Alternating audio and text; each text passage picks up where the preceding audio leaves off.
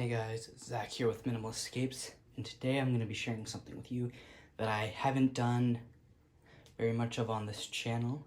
Today I'm going to be making a terrarium, something that's not really too far off from aquariums. Usually they get put together, so hopefully I can make one that looks pretty nice and is functional.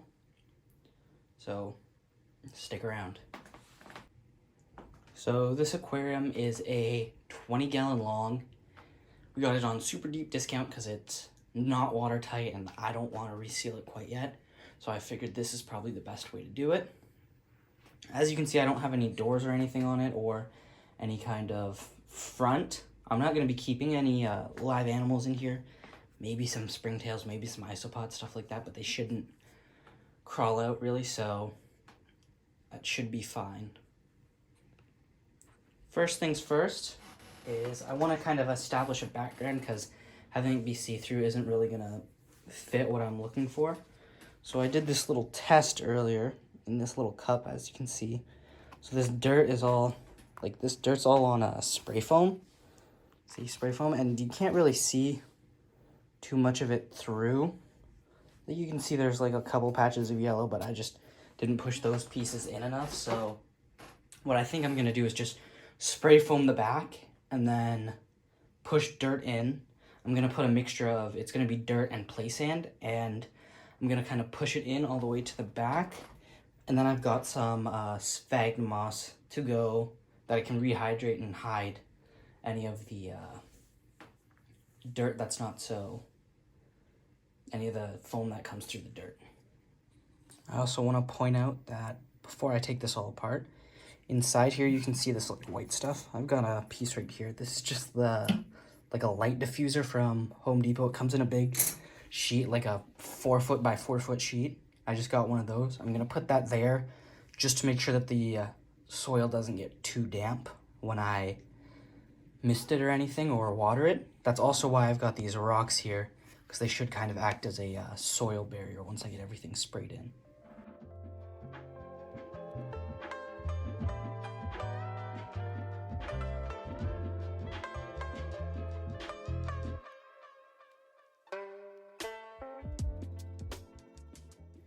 So now you can see this whole thing is done, and I've patted it in. Make sure if you are using expansion foam to use glasses and gloves. This stuff's really bad if it gets in your eyes. As you can see, it's all done. Now I just want to let this kind of sit for an hour before I even come back and check it. I can already see that there's a spot that I might need to fix up. So I might just grab a piece of sphagnum right now and just kind of put it there while it's wet. And this egg crate, here, let me see if I can get you guys a better look at this. Yeah, you can see that it's on the bottom still.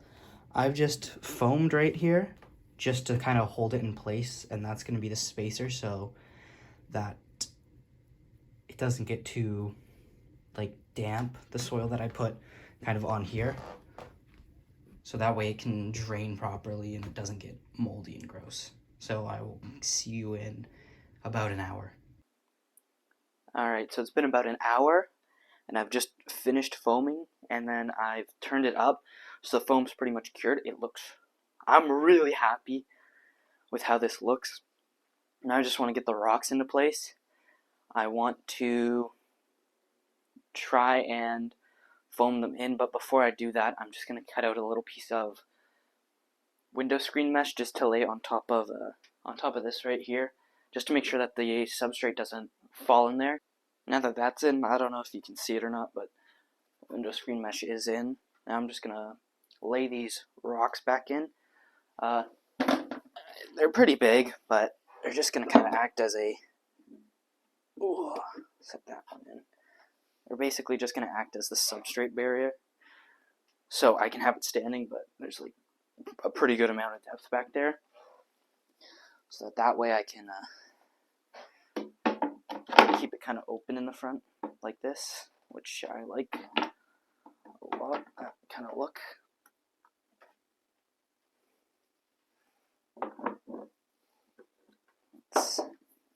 I'm going to have to pull that out, and then this will get Now, since I want to foam these into place just to keep them steady, you can see like on the side here, and anything that's going to kind of be exposed, I might switch this up actually a little bit. I'm not sure about this side, but anywhere that foam could be seen through, I'm just going to take some gravel or some more of this dirt mixture and kind of just press it in, because after I can always hide it with some sphagnum moss too, so not really too big of a deal.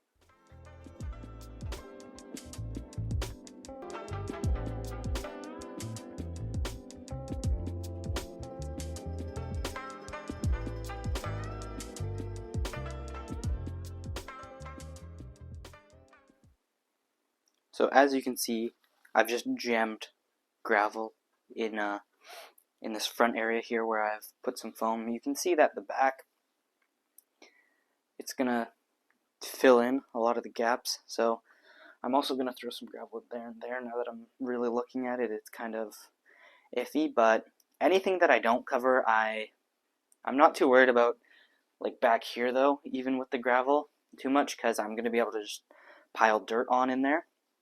It's more in here that I'm worried about, so as it dries, I'm going to come back in like 15 minutes and kind of just push it down and hopefully create like a little kind of dent in there, and then I should be able to put more rocks there and hide it a bit better. Alright, so now it's the next day after I've foamed the back and foamed the wood, and I've just moved the tank down into the fish room right here. I've got another terrarium right beside it in a little jar. So I want to add in the substrate mix behind. I want to add in, you can see I've got some air plants here, and I've got other plants that's going to go in here. And then I've got like sticks and stuff to kind of help break up this kind of like transition here between the wood and the rock, hopefully, and add in some more little textures. So you can see that there's no substrate in just yet. I'm going to add that in, and I think I'm going to leave the log in and just pile in substrate here and here, just all around it to try to lock it in place right now. I'm happy with where it is. And the substrate should lock it in and not really cause too much problem. So the mix is of the same as what I did on the wall. I've got some sphagnum moss and I've got some topsoil mixed with some clay sand. It's all about, it's like 1 part sand, 1 part topsoil, and then like half sphagnum moss. So that's about the ratios that I use, and I found it works very well. So let's get it in.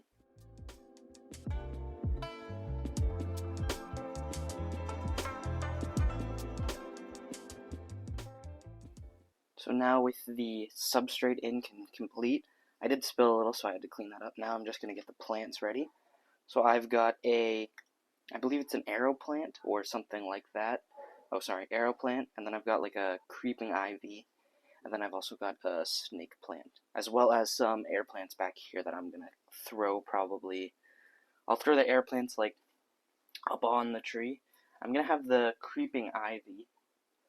I think it would be best if I kind of lodge it in here, because it'll grow more upwards, and then I'll just have the other two. And I've also got some moss that I just found outside my house that I'm going to use to help soften the look a little bit. Probably put it in between these rocks here, like in there.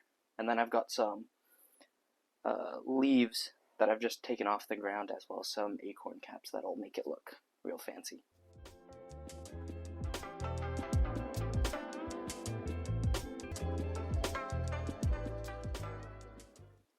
So now I've got all of the plants in.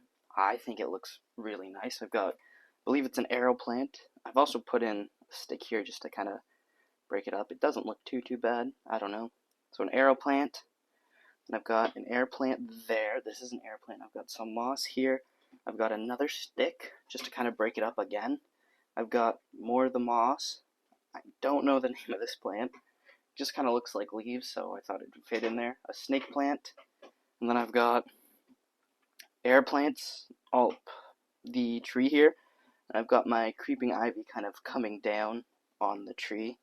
As you can see, it's draped over the top here. And then it should kind of grow out to the side, and it might even cling to the wall just with the foam there.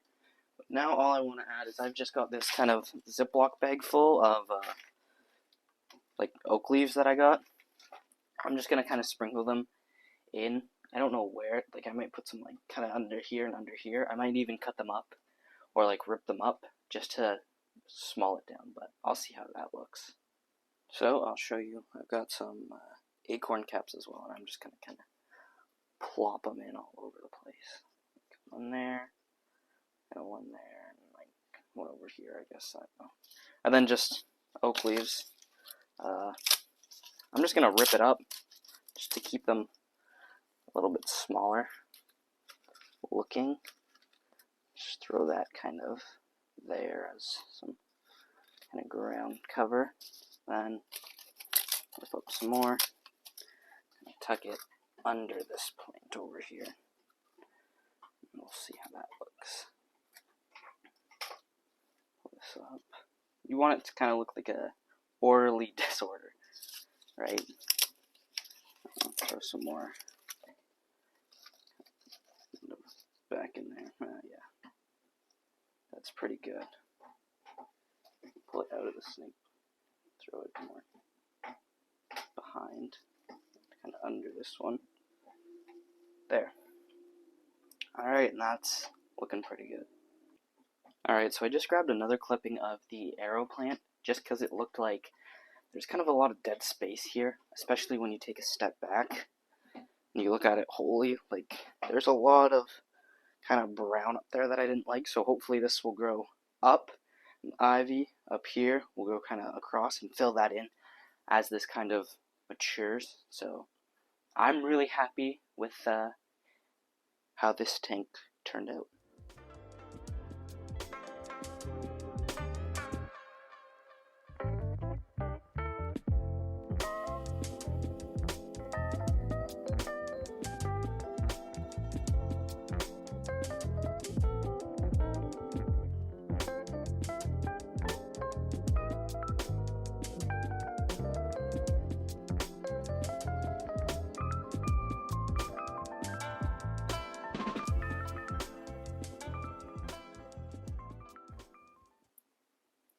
Alright, so that is it for this video. Hopefully you guys enjoyed. Since this is an open face, I'm not planning on keeping anything in it quite yet.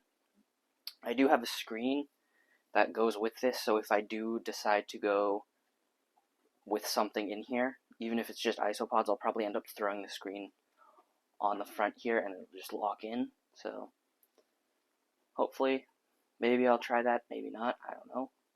But that's it for this video, so hopefully you guys enjoyed, and please subscribe.